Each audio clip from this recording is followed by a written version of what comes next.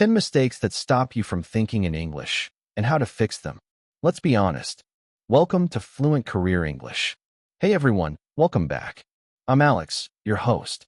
And today, we're going to have a very honest conversation. Not about grammar rules, not about vocabulary lists, not about memorizing 1,000 advanced words. We're going to talk about you.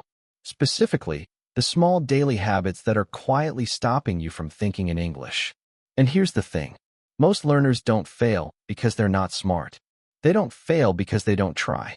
They fail because they practice in a way that feels productive, but actually slows them down. Hi everyone, this is Sophia. And I want you to listen carefully today, because you're probably going to recognize yourself in at least 3 or 4 of these mistakes. When you do, don't feel bad. Feel relieved. Because once you see the problem clearly, the solution becomes simple. Exactly. By the end of this episode, you won't just understand why you still translate in your head. You'll know exactly what to change starting today. And if your goal is to speak English confidently in meetings, interviews, presentations, or daily conversations, make sure you subscribe to this channel. Every episode is designed to help you move from studying English to living in English. All right, let's start with the first mistake. Mistake 1. You're waiting to feel ready. Let me ask you something. How long have you been almost ready to speak more English? 1 year? 2 years? Maybe 5. You tell yourself, I just need to improve my grammar first. I need more vocabulary. I'm not confident yet. I'll start speaking seriously next month. And next month becomes next year. This is one of the most dangerous habits because it feels responsible. It feels smart. You think you're preparing. But here's the truth.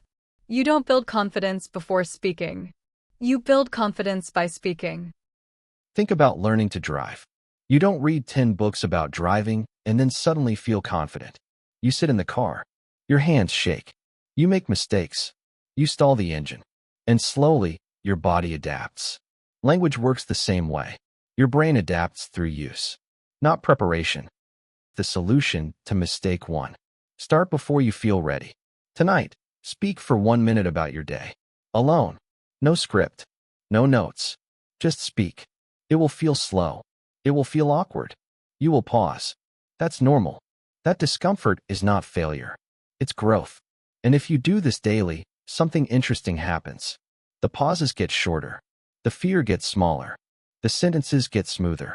Confidence follows repetition, not the other way around. Mistake 2. You translate everything. Now let's talk about the big one. Translation. Here's what happens inside your brain during a normal conversation. Someone asks you a question in English. Your brain translates it into your language. You create the answer in your language. Then you translate the answer back into English. That's 4 mental steps. 4. No wonder you feel slow. And the worst part? You think that's normal. You think, this is just how language works. It's normal at the beginning. But if you keep doing this for years, your brain never builds direct English connections. You're always using English through a middle language. It's like using a translator app in your head every time you speak. Let's imagine a real situation. You're in a meeting. Your manager asks, "Can you give us an update on the project?" Your brain. Step 1. Translate the question. Step 2. Think of the answer in your language. Step 3. Translate your answer. Step 4. Speak. By the time you start speaking, your heart is beating faster. You feel pressure. You think, why am I so slow? You're not slow. You're multitasking. The solution to mistake 2. Micro thoughts. Start small. Right now, think 3 sentences in English about your current situation. I'm listening to a podcast. I want to improve. I'm focused. Do not translate. Just think. Now do this throughout your day. When you wake up. I'm tired.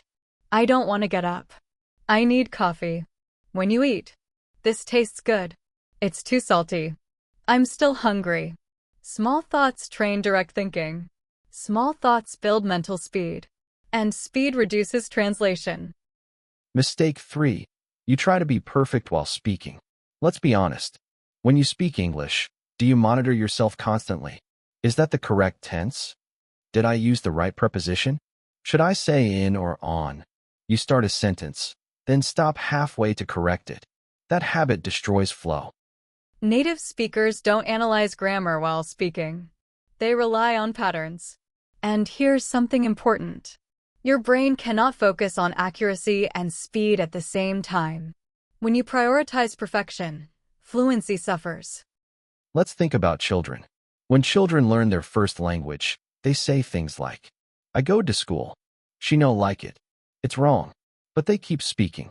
And their brain corrects patterns naturally over time. Adults don't allow themselves that freedom.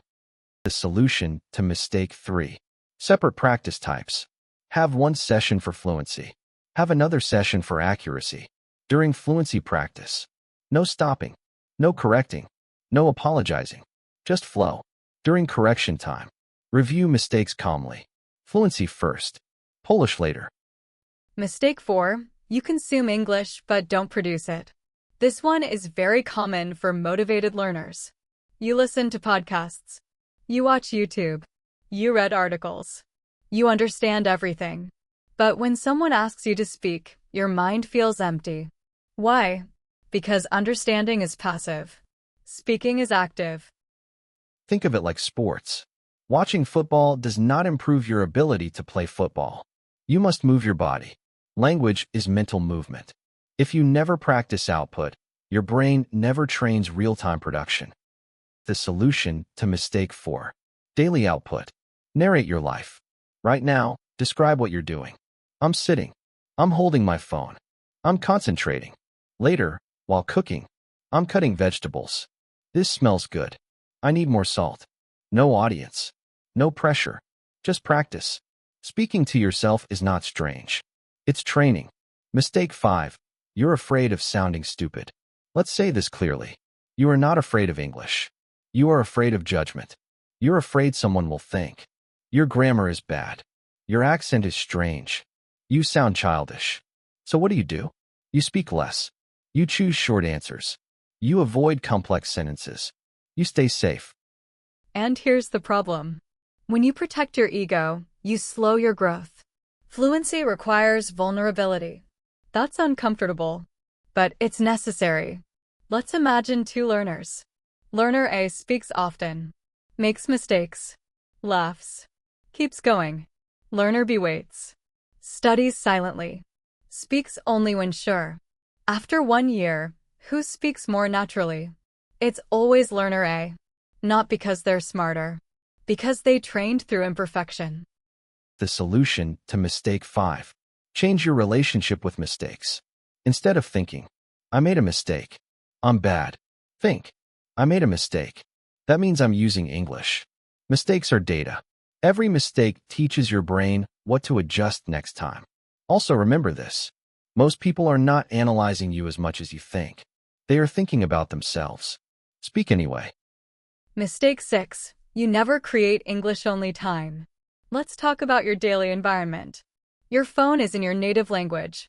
Your social media is in your native language. Your thoughts are in your native language. Then you expect your brain to suddenly think in English during a conversation. That's unrealistic. Your brain always chooses the dominant language of your day. If English only appears for 20 minutes when you study, your brain treats it like a temporary guest, not a resident. The solution to mistake 6. Create English-only time. Start with 10 minutes per day. During those 10 minutes, no switching, no translating, no shortcuts. Everything in your mind must be English. If you don't know a word, describe it. Don't know microwave? Say, the machine that heats food quickly. That mental flexibility is powerful training. After a few weeks, increase to 15 minutes. Then 20. Your brain adapts through exposure. Mistake 7. You don't connect English to emotions. Here's something interesting. Many learners can discuss work topics in English, but when they're angry, stressed, excited, or embarrassed, their thoughts switch instantly to their native language. Why? Because emotion is deep, and English hasn't reached that depth yet.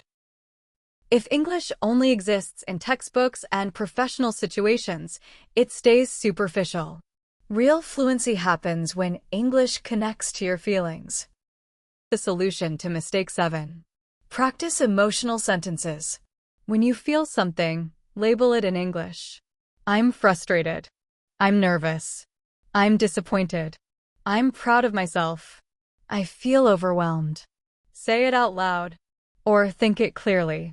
Over time, your emotional brain starts linking with English vocabulary. That's when thinking becomes automatic.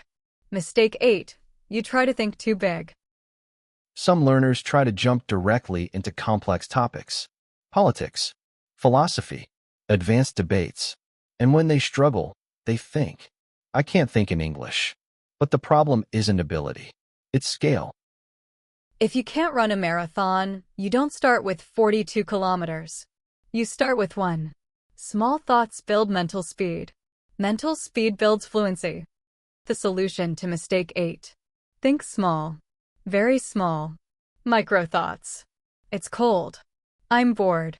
This is interesting. I need to reply to that email. I'm tired. Repeat this daily. Small sentences become automatic. Automatic sentences build confidence. Confidence supports bigger thoughts later. Mistake 9. You practice without time pressure. When you have unlimited time to think, your brain chooses translation. Because translation feels safe. It feels accurate. But real conversations are fast. People don't wait 30 seconds for every answer. So if you never practice under time pressure, your brain never develops speed. Fluency is not only about knowing words. It's about retrieving them quickly. The solution to mistake 9. Speed drills. Set a 1-minute timer. Choose a simple topic. My weekend. My job. My favorite food. My daily routine. Speak nonstop for 1 minute. No pauses longer than 2 seconds. No correcting. No translating. Even if you repeat ideas.